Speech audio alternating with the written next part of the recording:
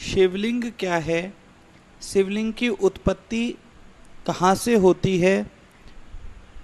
क्योंकि कुछ लोग बहुत गलत बोलते हैं शिवलिंग के लिए, कृपया विस्तार से आप मार्गदर्शन करें।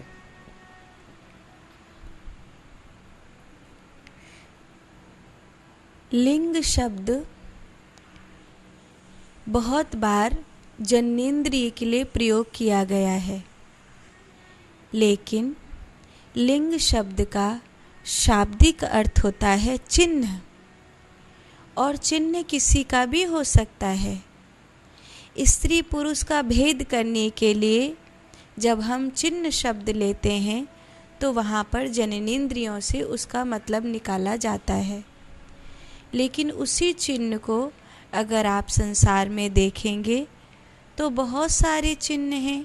जैसे बैंक का अपना चिन्ह होता है, जैसे राष्ट्र का अपना चिन्ह होता है, इस देश का ये सिंबल है, ये चिन्ह है। ऐसे अलग अलग अलग अलग चिन्ह होता है राष्ट्र का। हर कंपनी का अपना चिन्ह होता है, हर जगह की अपना एक सिंबल होता है, एक पहचान होती है। पूरे ब्रह्मांड में जब ब्रह्म के लिए कोई आकार ढूंढा गया तो जल के घर्षण से पूरे ब्रह्मांड की ऊर्जा को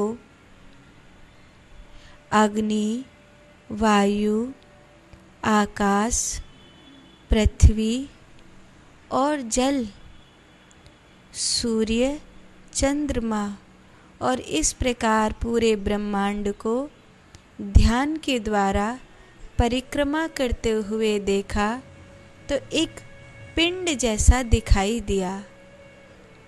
उस पिंड को, उस ज्योति के स्वरूप को ही शिवलिंग कहा गया है। उसका जो आधार है, जो जलेरी है, वो जैसे पूरे ब्रह्मांड में आप अगर उस दृश्य को देखते होंगे जहाँ सूर्य के चारों बगल सभी ग्रह नक्षत्र परिक्रमा लगा रहे हैं, तो आप देखेंगे कि ग्रह घूम रहे हैं और वो गोल आकार में घूम रहे हैं। ये शनि ग्रह है, ये बुध ग्रह है, ये बृहस्पति ग्रह है। ऐसे करके पूरे ब्रह्मांड में एक सर्किल जैसा बना हुआ है। तो अगर आप उसे ध्यान के द्वारा महसूस करेंगे तो वो एक ज्योति की तरह दिखाई देगा, और उसमें से जन्म के लिए वो एक आधार मांगता है। उसी आधार को जलेरी कहते हैं। और उसमें जो पिंडी रखी हुई है वो पुंडी उसी ब्रह्मांड का प्रतीक है। इसीलिए उसे कहते हैं ज्योतिर्लिंग, माने संपूर्ण ब्रह्मांड का एक चिन्ह, जिसे पूर्ण ध्यान में, साधना में देखा गया है, जो इस शरीर में भी व्याप्त है और इस शरीर के बाहर भी व्याप्त है। अगर जब हम ध्यान में बैठते हैं और अगर हम अपने आप को देखते हैं तो ध्यान में विश्व ऊर्जा से भरा हुआ ये शरीर, हाथ, पैर, कान, नाक, आँख, मुँह, इन सब से अलग एक पिंडी के आकार में ही महसूस होता है।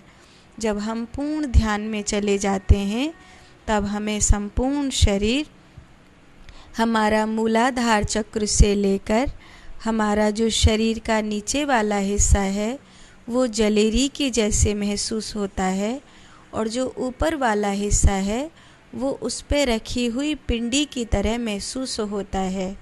जब ध्यान में हम अपने आप को इस प्रकार देखते हैं तो उसी स्वरूप को पूरे ब्रह्मांड में देखा है। तब योगियों ने, देवताओं ने, ऋषि मुनियों ने, मनुष्यों ने ब्रह्म का वही एक रूप जाना जिसे हम शिवलिंग कहते हैं। इसीलिए शिवलिंग की पूजा प्रथम है और पूरे ब्रह्मांड को, संसार के हर एक जीव को चाहे वो किसी भी धर्म को मानता हो, किसी भी जाति या संप्रदाय को मानता हो, उसे शिवलिंग का पूजन करना चाहिए। उसे अगर शिवलिंग के पूजन का भाव प्राप्त हो जाए तो हर एक मनुष्य इस संसार में रहते हुए जीवन मुक्त हो सकता है, जीवन के सत्य को प्राप्त कर सकता है, शांत हो सकता है, एकाग्र हो सकता है, प्रभु की कृपा से भर सकता है। साधु।